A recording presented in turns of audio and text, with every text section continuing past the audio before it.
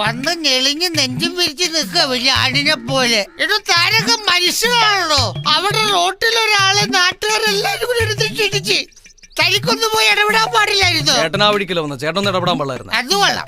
ഞാൻ ഇടിയും കൊള്ളണം, പിന്നെ ഇടപെടും വേണം. ഓ അത് ശരി. അപ്പൊ ചേട്ടനായിട്ട് ഇടിച്ചതല്ലേ? അല്ല പിന്നെ ഞാൻ വെറുതെ നടന്നു വരുമ്പോ എന്റെ ഈ കൈ ഞാനിങ്ങനെ വെറുതെ പൊക്കിയപ്പോ ഒരു പെണ്ണിനെ കഴുത്തി കൊണ്ടതാ. അവളുടെ കഴുത്തി കിടക്കുന്ന മാല വന്ന് എന്റെ പോക്കറ്റിൽ വീട്. അയ്യോ എല്ലാരും കൂടി എന്നെ ഇടിയിടിച്ചെന്നറിയാമോ? പക്ഷെ ഇതിന്റെ ഇടയിൽ ഒരുത്തം പറയുന്നുണ്ടായിരുന്നില്ല, അയാള് പാവോണോ, അയാളെ വെറുതെ വിട്ടരും, അയാളൊന്നും ചെയ്യില്ലെന്ന്. ഈ ഇടക്ക് വിളിച്ചു പറഞ്ഞാരാണോ? ഈ ഞാൻ തന്നെ അല്ലാണ്ടാരാ. ഇയാള് എങ്ങോട്ട് പോവുകയാണ്? ഞാൻ കടവരെ പോവാണ്. അതാ എന്നാ പോവാൻ പാടില്ല. പിന്നെ ഇവിടെ കിടന്നില്ല. തനിക്കെന്ത് വേണം? പോടാ, താൻ തന്റെ കാര്യം നോക്കണോ? കുടുംബത്ത് പോടാ. കുടുംബത്ത്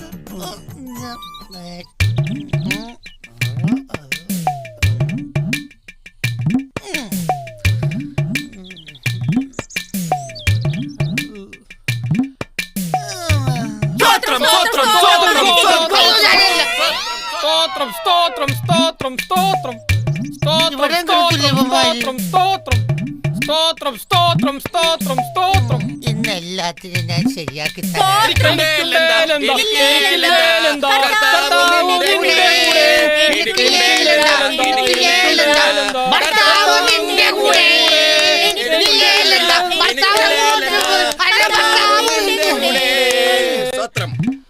ഉണ്ടേലെന്താ ഇല്ലേലെന്താ? ഉണ്ടില്ലെങ്കിൽ ഉണ്ടണ്ട, പക്ഷെ ഉണ്ടാത്ത പോലെയല്ല നിന്നൊക്കെ പറിച്ചിട്ട്. എന്റെ അമ്മ വിഷമിച്ചു പോയി.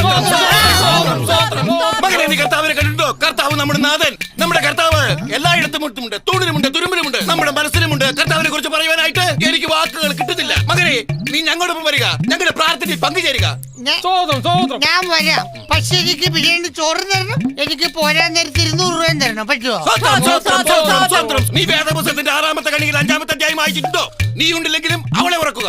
അതിന് ഞാൻ വീട്ടിൽ ചെല്ലാൻ നേരത്തെ ഉള്ളത് കൂടെ അവള് തിന്നിട്ട് അവള് കിടന്നുറങ്ങും. പിന്നെ ഞാൻ അവളത്തിന് ഉണ്ടിക്കണേ. നീ എടുത്തില്ലെങ്കിൽ അവളെ ഉടുപ്പിക്കുക.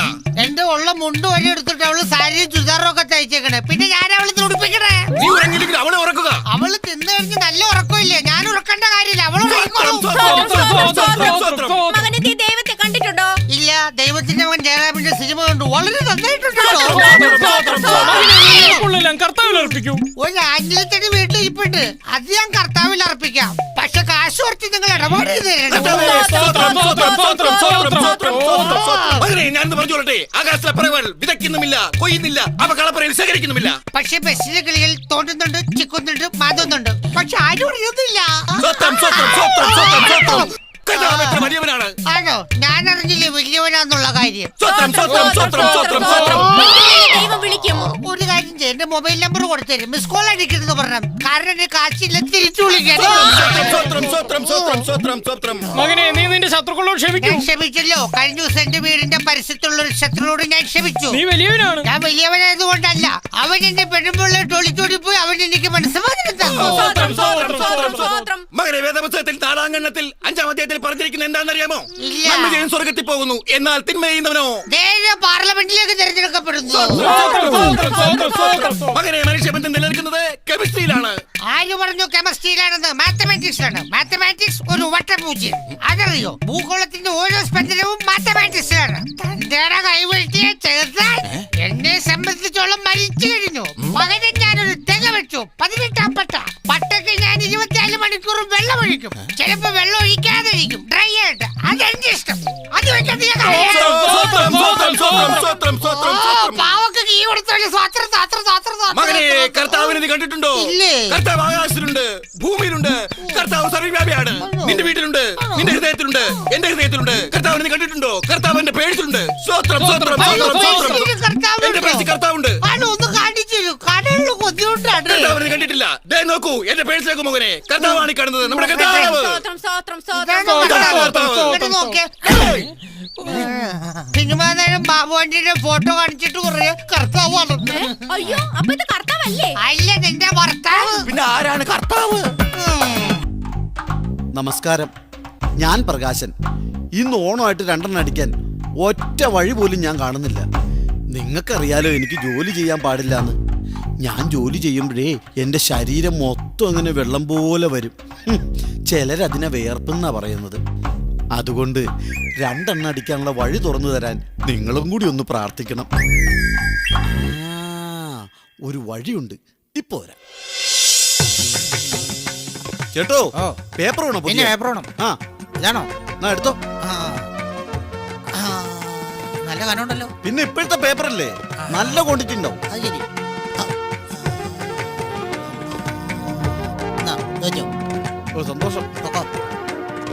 ഔ, നല്ല കനം.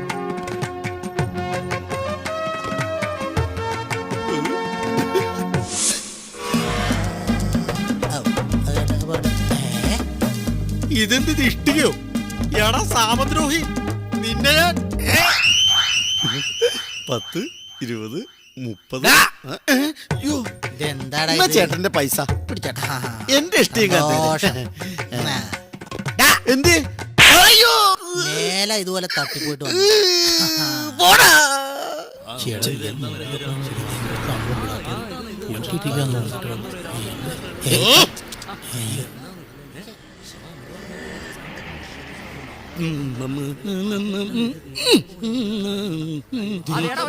അങ്ങോട്ട് മാറി. ഇടിച്ച് ഞാൻ കൊല്ലും, പന്നി. രാവിലെ ഒരു മനുഷ്യൻ പല്ലേക്കാതെ പോയി ക്യൂവിൽ നിൽക്കണു. അയ്യോ, ഞാൻ അത് ഉദ്ദേശിച്ചല്ല. നീ എന്തുദ്ദേശിച്ചാലും പോയി ക്യൂവിൽ നിൽക്കടാ.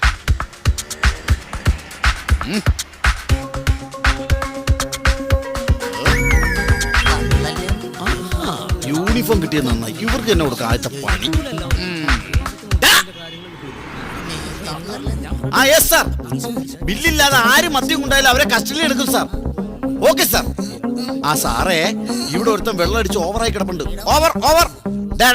ഇവിടെ കിടന്ന് ഉരുണ്ടും അറിയാതെ ആ ക്യൂവിൽ നിൽക്കടാ. കിണിച്ചോ ഞാനിതിന്റെ ഷട്ടർ തുറന്ന് അകത്ത് കടന്ന് സാധനം എടുത്ത് തന്നാലല്ലേ നിനക്കൊക്കെ കൂച്ചാൻ പറ്റൂ.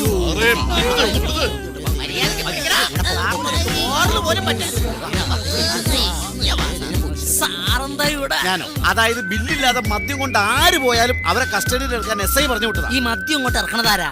അത് സർക്കാർ. ബില്ലില്ലാതെ പോകുന്നവരെ പിടിക്കണതാരാ? അത് പോലീസ്. സർക്കാരിന്റെ പോലീസ്. ആ. ഈ നിക്കണ കുടിയന്മാരൊക്കെ ഒരു ദിവസം കുടിയങ്ങ് നിർത്തിയ സർക്കാർ എന്തോ മധുര മധുര മധുര മതി മതി. ഇതാ. തുറന്നു കിട്ടി. ഒരു ക്വാർട്ടർ. എന്നാ പിടി ഈ ക്വാർട്ടർ. ഇവിടെ എന്താ വേണ്ടേ?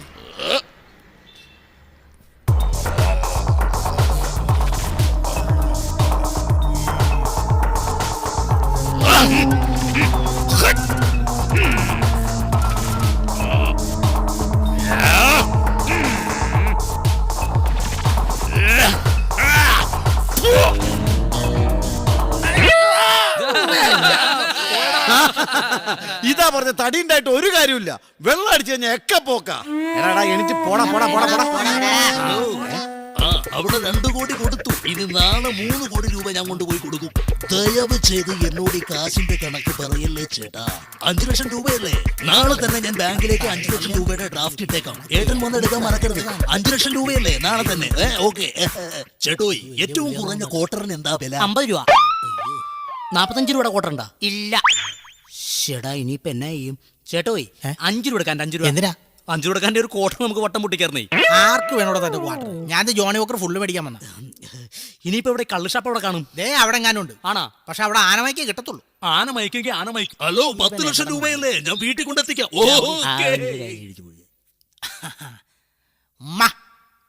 ബില്ലോ ബില്ലൊന്നും വേണ്ടേ?